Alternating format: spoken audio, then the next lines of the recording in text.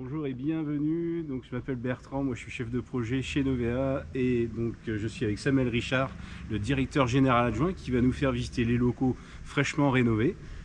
Donc on est parti Samuel? C'est parti, voilà.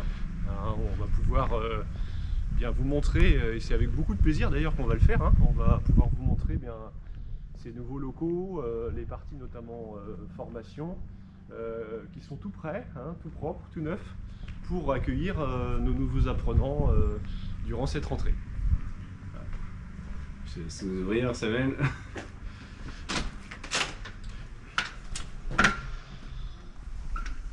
Alors ici on arrive, quand on est apprenant on arrive par ici. Voilà, c'est ça, hein. Donc là on a un accueil d'ailleurs qui est représentatif des métiers de l'aménagement de l'habitat tout de suite. Alors ici, c'est là où on a notre pôle administratif et que quelles que soient les personnes qui rentrent, salariés, apprenants, clients, fournisseurs, sont accueillis dans cette première zone.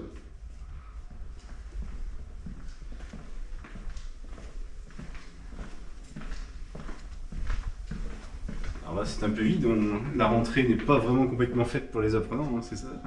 Voilà. Donc là on a, c'est un plaisir aussi de vous montrer en fait cette nouvelle zone, hein, ici, qui est le patio, hein, le patio, la cafétéria, hein. Il y a plusieurs expressions qui sont donc utilisées pour cet espace. L'idée ici c'est que nos apprenants puissent se sentir vraiment bien, puissent à la fois durant les pauses de 10h et de 15h30, mais à la fois entre midi et 13h30, bien pouvoir se restaurer, hein, et puis prendre un petit moment dans un espace plutôt convivial et puis plutôt représentatif de nos métiers, avec la possibilité donc de bénéficier d'un frigo connecté à cet endroit-là, et puis également voilà, machine à café, distributeur de friandises, tout pour avoir une autonomie pour pouvoir déjeuner dans cet espace. Avec la terrasse aussi, hein. Alors vraiment ce que l'on appelle le patio, hein, qu'on a voulu représenter ici pour que là encore on ait un effet dedans-dehors, hein, et que par les beaux jours, bien que les jeunes, ou moins jeunes d'ailleurs, puissent sortir et puissent se détendre, hein, aussi à l'extérieur. D'accord. On a aussi des salles pour recevoir, je crois. Alors une première Chez salle Noël. ici qui est un petit peu spécifique, hein, qui est la salle donc qu'on appelle la salle de conseil, qui est une salle de réunion qu'on va pouvoir voir, hein. Je vais ouvrir. Voilà. Donc cette salle de réunion permet d'accueillir jusqu'à à peu près une douzaine de personnes. On y fait notre conseil d'administration par exemple, mais également différentes réunions. L'avantage de cette salle, c'est qu'on peut recevoir à la fois jusqu'à 12, je le disais, mais également si on a une petite réunion à 3-4 personnes, on peut aussi se mettre sur cette partie-là. Alors bien sûr, la salle est équipée entièrement avec écran interactif et également système de visioconférence, et puis aussi notre petit espace de convivialité dans ce genre de salle, c'est toujours très apprécié par nos clients et puis par nos visiteurs. On va continuer sur les salles un petit peu plus traditionnelles, avec un premier espace ici sur ma gauche, qui en fait est une salle de formation, hein, assez modulable, avec, vous le verrez, des chaises qui sont roulantes pour pouvoir se déplacer plus facilement. Donc là aussi un bel espace plutôt carré, on va jusqu'à 25 apprenants dans cette salle. Elle est également équipée de visioconférence possible. L'ensemble du site d'ailleurs est connecté au Wi-Fi fibré, hein. Donc, on l'a appelé la salle origami parce que la tapisserie était un petit peu originale avec des formes. D'accord. Donc toutes les salles sont équipées d'écrans interactifs aujourd'hui, hein. C'est ça, exactement. Ensuite, on arrive dans un petit salon qui voilà, est une petite zone un petit peu tampon entre d'autres types de salles et qui permet un petit peu là encore, de se détendre. On est toujours un petit peu à l'affût de ces espaces qui sont là encore représentatifs de ce que pourraient faire des architectes d'intérieur et puis également des agenceurs. Une salle un petit peu plus technique qu'on appelle la salle panorama, qui permet ici à nos apprenants de travailler alors plutôt en hauteur, mais d'ailleurs en hauteur ou à hauteur normale, c'est-à-dire que toutes les tables sont équipées donc de vérins qui sont motorisés, Et donc on a la possibilité de faire des réglages en hauteur. Là ici on la réserve, cette salle, plutôt pour du projet. Hein, donc une grande salle, là encore, possibilité d'aller jusqu'à 24 apprenants. Elle se veut mobile, hein, toutes les tables sont mobiles, les chaises également, l'écran également est sur un chariot mobile. Donc on peut en fait configurer cette salle comme on le souhaite. Et puis on lui a donné aussi une petite touche de décoration avec une tapisserie un peu originale. C'est pour ça qu'on l'appelle la salle panorama. Elle donne sur un espace extérieur sur l'arrière de nos bâtiments, mais également sur le patio. Donc c'est plutôt, plutôt agréable et sympa. En fait, là, en plus, on s'en rend compte parce que les lumières ne sont même pas allumées. Là, c'est de l'allumage automatique et on a quand même une belle luminosité. C'est ça. Et je voyais les tables, ça doit s'adapter quand même vraiment à tous les gabarits, puisque toi qui es grand, Samuel, la table est quand même à ta hauteur et on peut tout de même la descendre voilà, si besoin. C'était l'objectif en fait, hein, parce que forcément on a encore des gabarits différents en fonction des personnes. Donc du coup, c'est pour ça que cette salle est adaptée. Alors ici, on a voulu là encore hein, être un petit peu original sur cette salle qu'on appelle la salle forum. Donc c'est une salle à la fois de formation, de réunion, où on a mis une banquette au départ, avec des tables qui sont mobiles, et puis sur l'arrière des tables un petit peu plus classiques. C'est une salle qui est capable de s'ouvrir en une seule, deux salles qui sont capables de s'ouvrir en une seule, c'est plutôt intéressant. On est sur l'arrière du bâtiment, ici on a la possibilité d'accueillir, quand on ouvre les deux salles, d'accueillir jusqu'à plus de 30-35 personnes, avec la possibilité de connecter les deux écrans interactifs en même temps, pour que ceux qui sont tout au fond puissent voir également ce qui est projeté sur cet écran-là. Et puis une sortie intéressante ici sur, je me permets Bertrand, sur la partie de la terrasse extérieure. Hein, alors on va encore un petit peu de travail à faire hein, pour finir vraiment le chantier, parce qu'il faut qu'on refasse un petit peu nos espaces verts. Mais ceci dit, on a quand même un petit espace extérieur qui est plutôt sympathique, qui donne d'ailleurs sur la Maine ici. Donc en fait, lorsqu'on est dans ces salles-là, on a la possibilité à la pause de pouvoir sortir. On peut même éventuellement sortir les tables parce qu'elles sont roulantes, et du coup les mettre sur la terrasse et faire par exemple un petit buffet si c'était adapté. D'accord. Et encore, il y a des tables à l'extérieur aussi en plus. On a des tables à l'extérieur, oui, tout à fait. Je repasse devant. Donc là, la salle ici peut être ouverte ou séparée, hein, selon les cas. Oui, c'est ça en fait. Hein. Donc par exemple, si on se dit qu'on est une petite quinzaine de personnes, là je vais fermer. On a un rideau qui est traité acoustiquement. Et donc du coup, quand les deux sont fermés, on n'entend pas du tout ce qui se passe de l'autre côté. Là, on a une salle un petit peu plus intime, on va dire, pour un peu moins de personnes. D'accord. Et les salles sont prédestinées à des groupes en particulier ou... Non, la volonté avec ces nouveaux espaces, c'est justement qu'on puisse dire à nos groupes et proposer à nos groupes d'essayer en fait toutes les salles en fonction des modules qu'ils auront. On peut comprendre que ceux qui sont par exemple qui font faire du dessin vont pouvoir être plutôt là, mais ils vont pas tout le temps faire du dessin, donc du coup ils vont bouger d'une salle à l'autre. On pense à nos vendeurs qui font des sketchs de vente où la salle forum est plutôt adaptée en fait. Et puis une dernière salle qu'on appelle la salle Maine, qui en fait donne sur la Maine, c'est pour ça qu'on l'appelle comme ça. Et là elle est intéressante parce que elle est vaste, hein, vraiment spacieuse. Les tables sont aussi des tables qui peuvent se déplacer, donc elle est mobile. Toutes les chaises sont également mobiles, tout équipé effectivement de prises, avec des placards sous tenture ici qui sont quelque part dissimulés derrière les finitions que l'on a souhaité faire, qui ressemblent à la finition de la salle origami d'ailleurs. Et puis pareil, l'écran est aussi sur un chariot pour pouvoir assurer sa mobilité et pouvoir bouger les différents mobiliers. Donc on espère que toutes ces salles, on le pense, mais on a déjà commencé, que nos apprenants se plaisent ici, en fait. Hein. On sent un esprit un peu zen aussi, être rassuré pour ce qui est de leur apprentissage, parce que parfois, c'est pas toujours évident quand on vient en formation. Et du coup, on veut leur proposer des espaces où ils se sentent bien. C'est un peu ça l'idée. Voilà. On va traverser par l'arrière du bâtiment. Ce qu'on voit dans les couloirs aussi, la lumière est traversante partout dans ces bâtiments.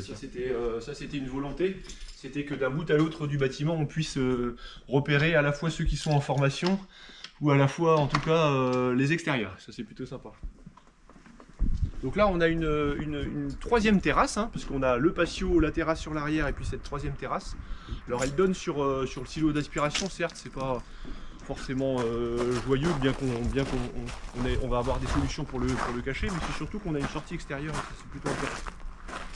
D'accord. Donc le système d'aspiration à débit variable pour notre atelier de fabrication et d'usinage, qu'on verra tout à l'heure. On va aller directement dans l'atelier de pose et d'installation.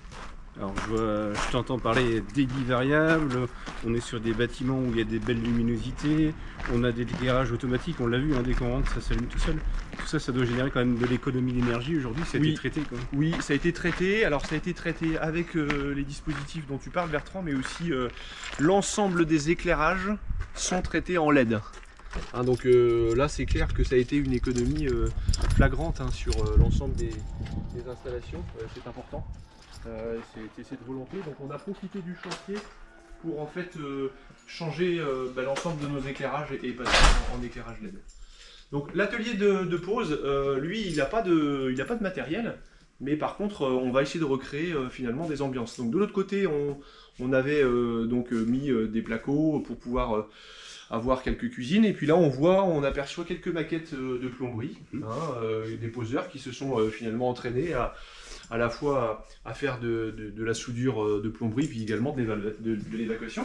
Oui, on va aller voir de l'autre côté justement les cuisines. De l'autre côté il reste quelques cuisines, on est un petit peu en renouvellement, donc il y a quelques cuisines qui sont posées, qui vont être installées, désinstallées. En fait on est dans un atelier qui est constamment en train de bouger, là on voit qu'il est un peu en travaux, il y a des cuisines par endroit, il y a des plaques de placo dans l'autre, il y a des maquettes d'électricité, il y a des douches. Là, tout ça c'est pour la formation de poseurs, agenceurs, cuisine, salle de bain et rangement. D'accord. Il y a même, je crois, là, de l'autre côté du mur, des murs de pose carrément. Enfin, c'est ça, pour pouvoir faire de la pose de menuiserie également, c'est possible. Oui, parce qu'on ne l'a pas précisé dans la vidéo, parce qu'on suppose que tout le monde nous connaît maintenant, mais on s'adresse à quelle typologie de clients, quelle typologie d'apprenants? Toutes les entreprises de l'aménagement de l'habitat. Donc quand on parle de l'aménagement de l'habitat, c'est les gens qui font du meuble, les gens qui font de l'agencement, les gens qui font de la menuiserie de l'habitat, la menuiserie industrielle, les gens qui font de l'aménagement de bateaux, ou l'aménagement de loisirs, mobil-home, camping-car, caravane. Donc c'est à toutes ces entreprises-là qu'on s'adresse. Donc forcément, on a les outils qui permettent de pouvoir former, monter en compétences pour tous ces métiers-là. D'accord. On s'adresse à des jeunes, des plus vieux Oui, tout type de public en fait, demandeurs d'emploi, jeunes apprentis, salariés d'entreprise. On a la possibilité en fait de faire à la fois des formations de base, mais à la fois aussi de monter en expertise. D'ailleurs, monter en expertise, c'est intéressant d'en parler parce que dans cet atelier un petit peu particulier qui est l'atelier de finition, là on est sur de l'expertise. Forcément, on a du matériel un petit peu spécifique. Tout d'abord, des tables aspirantes pour pouvoir permettre de pouvoir préparer les pièces avant finition. Ensuite, on a l'espace préparation ici des produits donc dans cet atelier. Et puis après, on a toute une machinerie en fait qui est un petit peu multiple. Alors, de l'application liquide avec l'enduiseuse à rouleau, avec la possibilité de faire des séchages de pièces à plat, soit à percussion, c'est-à-dire air chaud, soit en UV, ici. Et puis on le voit sur les cabines, un partenariat avec le CETIM, le Centre Technique des Industries Mécaniques à Nantes, qui nous ont mis à disposition 3 matériels, une grenailleuse, un four et également une cabine de pulvérisation poudre. On est capable ici de faire du poudrage. Donc du matériel technique, c'est pour ça que je vous parlais tout à l'heure que on est dans d'expertise en fait, c'est ça qui est intéressant.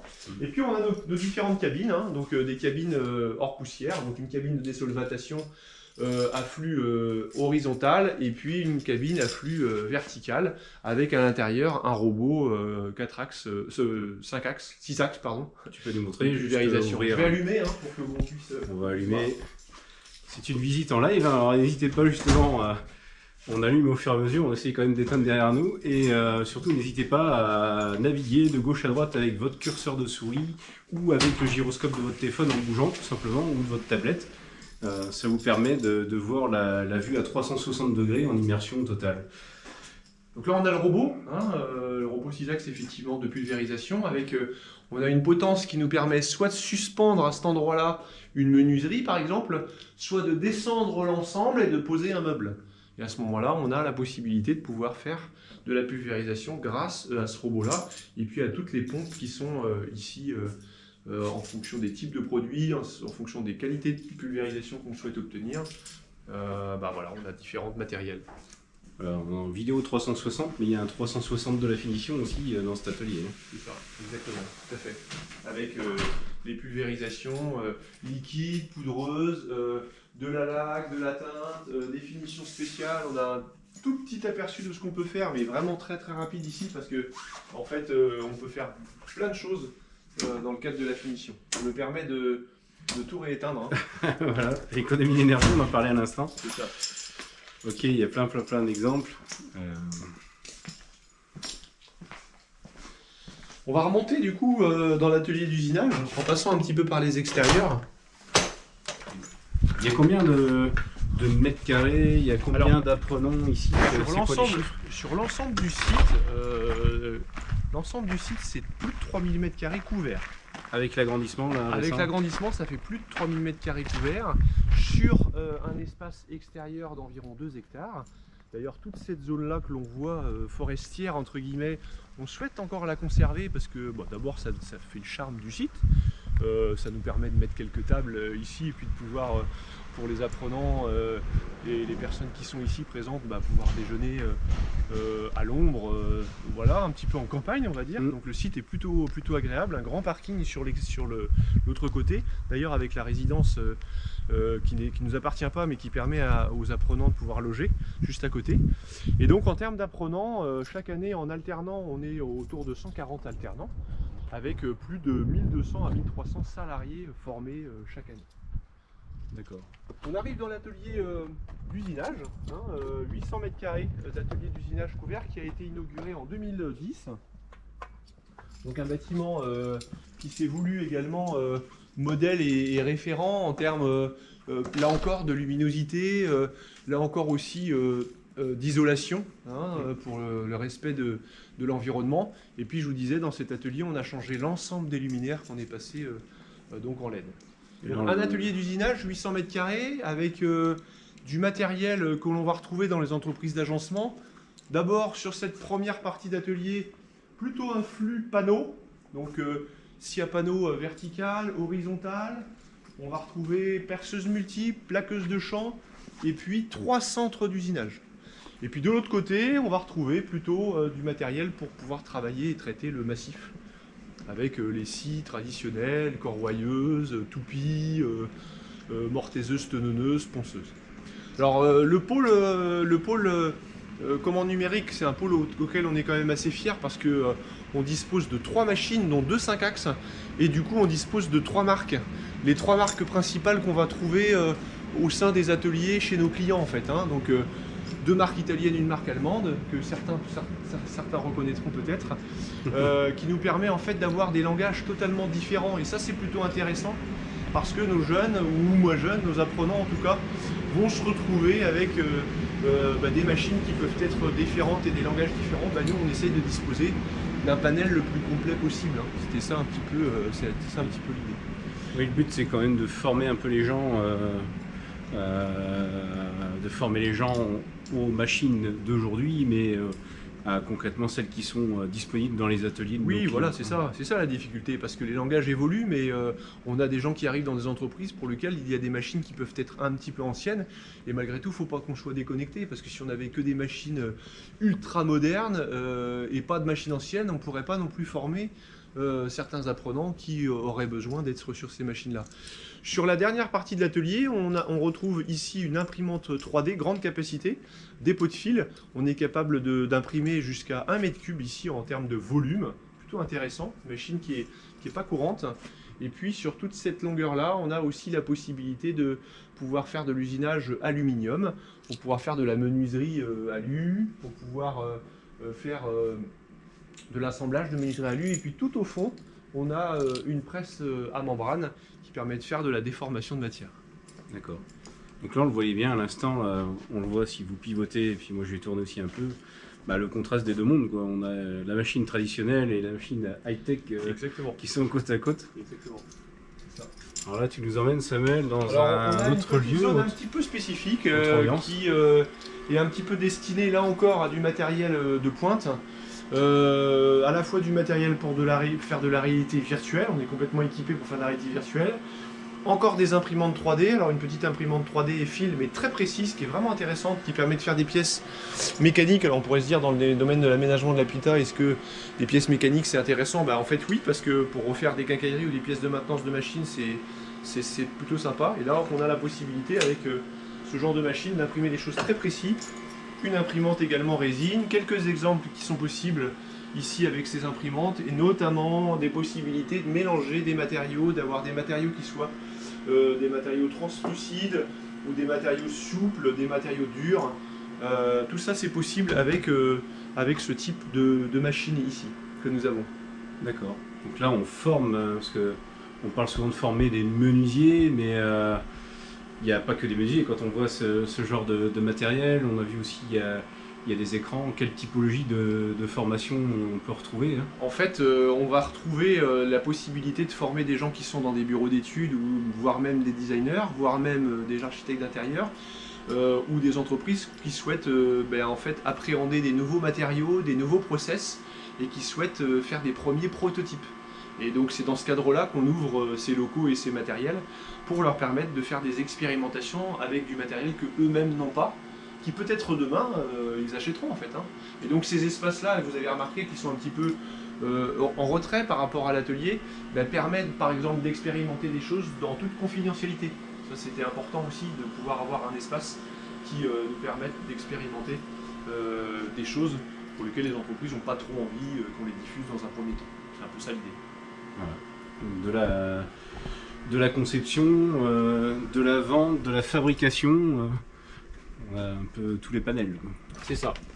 On va terminer avec une dernière salle qui est une salle un petit peu couteau suisse, un peu à tout faire, on va dire, qui est la salle Alain Lefebvre, du nom de notre ancien directeur général. Donc une salle qui permet de contenir en place assise, si on voulait enlever toutes les tables, jusqu'à 70-80 personnes, c'est intéressant, qui est complètement sonorisée, qui donne directement sur l'accueil. Là c'est intéressant, toutes les tables sont également ici mobiles. Donc en fait c'est une salle qui est tout le temps en mouvement. Vous voyez qu'ici elle est en configuration carrée pour une petite réunion, une petite vingtaine de personnes, mais on pourrait très bien la mettre en mode conférence. D'ailleurs c'est pour ça qu'il y a le pupitre donc sur l'estrade pour accueillir jusqu'à 60-70 personnes. Et là aussi on le voit, même si les lumières ne sont pas allumées, on voit quand même qu'on a une lumière naturelle aussi assez intéressante. C'est ça, c'est ça. Et donc il y a des matinales qui se font là aussi, non? Oui, alors c'est une salle qui sert forcément, parce que d'ailleurs elle est tout de suite attenante à l'accueil et au parking. C'est une salle qui sert effectivement pour tout ce qui est événementiel, matinal, restitution de veille collective par exemple. Elle est assez pratique par rapport à ça parce qu'elle peut contenir un peu de personnes. Donc c'est plutôt pas mal, attenante à l'atelier assez rapidement quand on veut faire des démonstrations.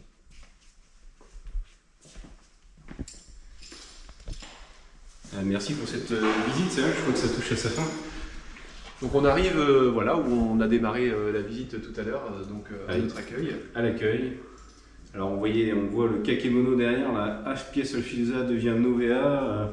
Un dernier petit mot là-dessus pour terminer cette visite. Oui, c'est ça. Alors effectivement, le nom Afpia Solfidosa va laisser sa place à Novea, une simplification dans la communication, mais surtout aussi pour donner du sens à nos activités. Je rappelle nos 3 activités: la formation en alternance, la formation courte continue, et puis l'accompagnement des entreprises et le conseil.